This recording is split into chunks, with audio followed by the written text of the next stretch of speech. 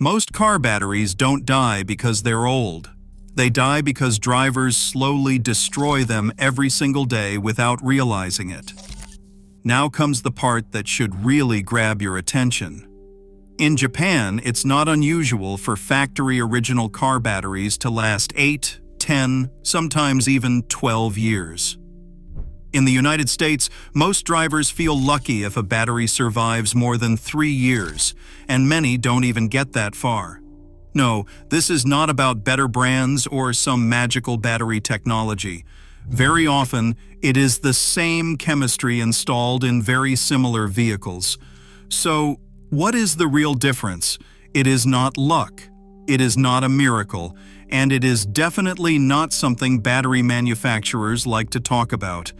There is one simple, almost obvious habit that Japanese drivers and mechanics follow. By itself, it can double or even triple a battery's lifespan. By the end of this video, you will understand why modern batteries fail so early, what the real hidden enemy is that is draining your battery right now, and what this Japanese habit is that keeps batteries alive for over a decade. Stay until the end, because after this, you will never look at your car battery the same way again. Number 1. The modern battery myth. Let's start with the biggest lie in the automotive world, the idea that batteries just do not last like they used to. At first glance, it sounds logical. Modern cars are packed with electronics, sensors, control modules, and constant electrical loads. But here is the problem. That explanation does not hold up. Today's batteries are objectively better than ever. More efficient plates, tighter manufacturing tolerances, better quality control, and yet average lifespan keeps dropping. So what is really going on? The answer is uncomfortable. The problem is not the battery, it is how it is used. And that becomes obvious when you compare driving habits in the United States and in Japan. Number 2. The Japanese data that sounds unreal. Fleet maintenance records and service data from Japan show something that sounds almost impossible to many American drivers. Factory-original batteries staying in service for 8, 9, even 10 years without external chargers, without jump starts, without random electrical failures. Taxi fleets in cities like Tokyo document vehicles with more than 180,000 miles still running the original battery. The reason is simple. In Japan, the battery is treated as part of a system. In the US, it is treated as a disposable item. Number 3. What actually kills a car battery? Most people think batteries die because of cold weather, old age, or bad luck. Technically, that is wrong. Lead-acid batteries usually die because of sulfation. In simple terms, every time you start your car, the battery discharges and lead sulfate forms on the plates. When the alternator fully recharges the battery, that sulfate is reversed. That is normal.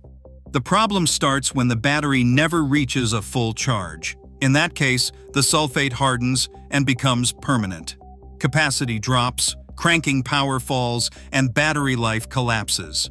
And here is the critical point. Most car batteries in the United States are almost never fully recharged. Number 4. The real enemy. Short trips. This is where habits make all the difference. Short trips are poison for batteries. A cold start pulls a massive amount of energy from the battery. If the car is only driven for 5 or 10 minutes in city traffic, the alternator simply does not have enough time to put that energy back. When this happens day after day, the battery lives in a constant state of partial charge. That is not normal wear, that is a slow death sentence. And in Japan, this type of usage is consciously avoided. Number 5. Why Japanese drivers think differently. In Japan, a car is treated like a precision machine, not a disposable appliance. Driving habits include fewer cold starts during the day, longer and more continuous trips, less use of accessories when the engine is off, and minimal unnecessary idling. But the most important point is that the battery charge state is managed, even if drivers do not consciously think about it. And that brings us to the core habit. Number 6. The Japanese habit that preserves batteries. Here is the key. Japanese drivers intentionally make sure the battery goes through full recharge cycles. Not by accident and not once in a while.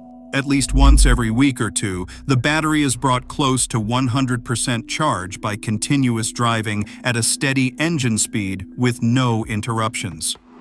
This single habit prevents sulfation from becoming permanent. And the interesting part is that it does not require a charger, a scan tool, or any special equipment. It is just something most American drivers almost never do. Number 7. Why the alternator isn't enough by itself. Many people believe the alternator handles everything. That's only half true. Alternators are designed to maintain charge, not to fully recover a battery that lives in a discharged state. In modern vehicles, the charging system is controlled by the ECU, which often limits charging to improve fuel economy. If the system decides the battery is good enough, it reduces charging current.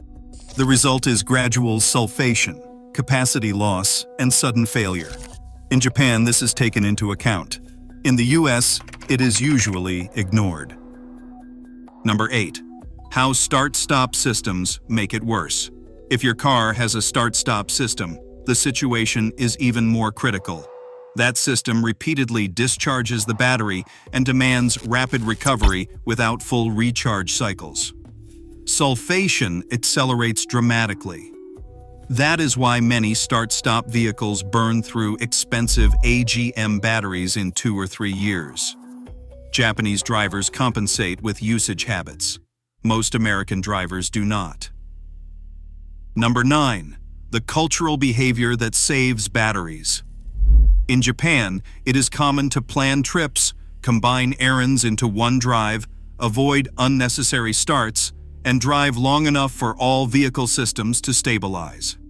They do not call this battery maintenance. To them, it is just proper driving. The result is batteries operating at a high state of charge, healthy plates, and minimal sulfation. When this does not happen, the battery lives at 70 to 80% charge. At that level, sulfate crystals become permanent. Internal resistance rises and voltage drops under load. One cold morning, the car will not start. The failure seems sudden, but the death was slow. Number 10.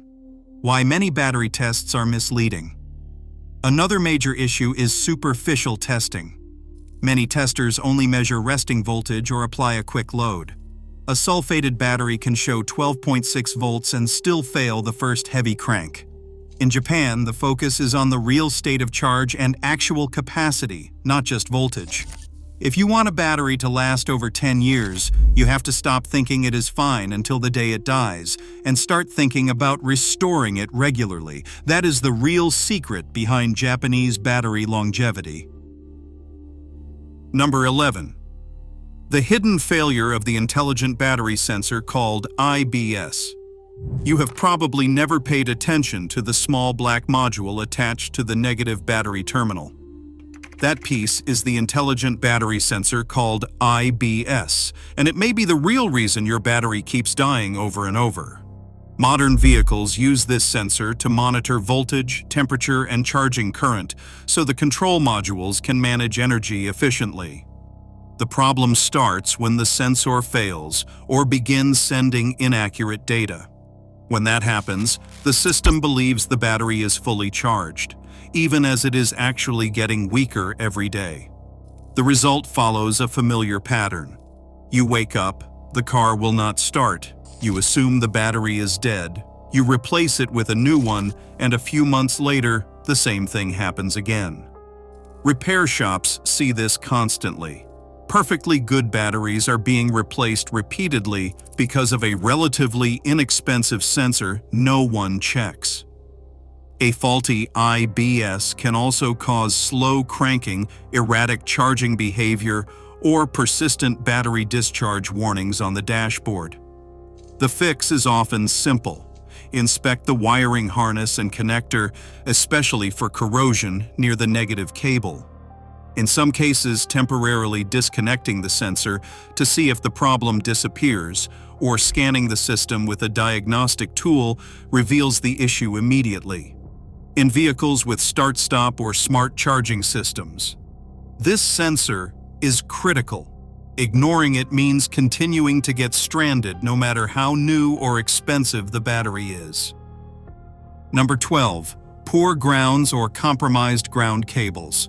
You can install the strongest battery on the market, but if the vehicle's grounds are bad, it is like trying to power the electrical system with AA batteries. Every electrical circuit needs a complete path. Power leaves the battery through the positive terminal and returns through the negative, traveling through the engine block and chassis. That return path is handled by ground cables, usually thick braided straps bolted to the engine and the body.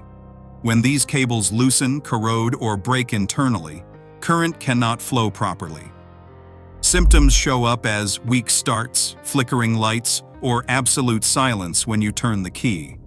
The dangerous part is that bad grounds often look fine. The insulation can hide internal damage, and corrosion can form between the metal surface and the mounting point. It is extremely common for vehicles to arrive on a tow truck diagnosed as a dead battery when the real fix was cleaning a contact and tightening a bolt. One loose ground point can cost a driver hundreds of dollars. To check, follow the negative battery cable to where it attaches to the chassis or engine. It must be tight and bolted to bare, clean metal with no paint or rust. Then inspect the smaller ground straps between the engine and the body. If they are green, brittle, or frayed, replacement is mandatory. Bad grounds do not just prevent starting, they can damage sensors, cause random warning lights, and even interfere with transmission or fuel injection operation. Before blaming the battery, check the grounds. Sometimes the fix really is just tightening a bolt. Number 13. Parasitic drain caused by hidden accessories. You park the car at night, everything seems normal, but in the morning the battery is dead. No lights left on, no doors open, just silence. That is the classic sign of a parasitic draw. Something in the car is consuming power when it should not be. This is one of the most frustrating causes of battery failure because it is invisible and easy to ignore. Common culprits include glove box lights that do not turn off, trunk lights stuck on, poorly installed aftermarket stereos, dash cameras wired for constant power, and USB chargers left plugged in. In modern vehicles, electronic modules can also fail to go into sleep mode, including alarm systems, infotainment units, or keyless entry modules. Each one draws only a small amount of current, but over hours or days, they can completely drain a healthy battery. Proper diagnosis requires a multimeter. With the vehicle off and everything closed, current is measured in series at the negative terminal. You must wait 20 to 45 minutes for all modules to enter sleep mode. Normal draw is typically below 50 milliamps. Anything higher indicates a problem. From there, fuses are pulled one at a time until the draw drops, revealing the guilty circuit. A simple visual check can also help. At night, look for faint lights, glowing buttons, or screens still active inside the cabin. Parasitic drains are silent killers, but fixing them stops the endless cycle of battery replacements. Fix the cause, not the symptom. Number 14. Loose or dirty battery terminals. Battery terminals look harmless, but they are the main gateway for all electrical power in the vehicle. If they are loose, dirty, or corroded, the entire system suffers, even if the battery itself is in perfect condition. Many drivers mistake this for a weak battery. In reality, it is just a bad connection choking off current flow. Corrosion, The white, green, or bluish buildup around the terminals forms when acidic vapors react with metal. Beyond looking ugly, it acts as an insulator, blocking electricity just like rust inside a pipe. Symptoms include DM headlights, slow cranking, random warning lights, or the familiar clicking sound when turning the key. Before buying a new battery, open the hood and check the terminals. If the cable can be rotated by hand, it is too loose. Tighten it until secure without deforming the terminal. If corrosion is present, disconnect the negative terminal first, then the positive. Clean both the posts and connectors with a wire brush or a dedicated cleaner. A mix of baking soda and warm water neutralizes acid effectively. After cleaning, apply a thin layer of petroleum jelly or dielectric grease to slow future corrosion. This simple procedure, taking only a few minutes, has saved countless drivers from unnecessary expenses. The truth is, many batteries labeled as dead are simply isolated by dirt and neglect. Most car batteries don't die because they're old. They die because drivers slowly destroy them every single day without realizing it. The Japanese understand something fundamental. A battery's lifespan is not determined by its chemistry alone, but by how it's used. Full recharge cycles, planned driving habits, and attention to the charging system are not complicated. They're just ignored. When you drive long enough for the battery to reach a full charge at least once every week or two, sulfation never becomes permanent. The plates stay clean, capacity remains high, and that battery that most American drivers would replace after 3 years quietly reaches 8, 10, even 12 years in Japan. This isn't a secret, it's a discipline, and now you know exactly what it is.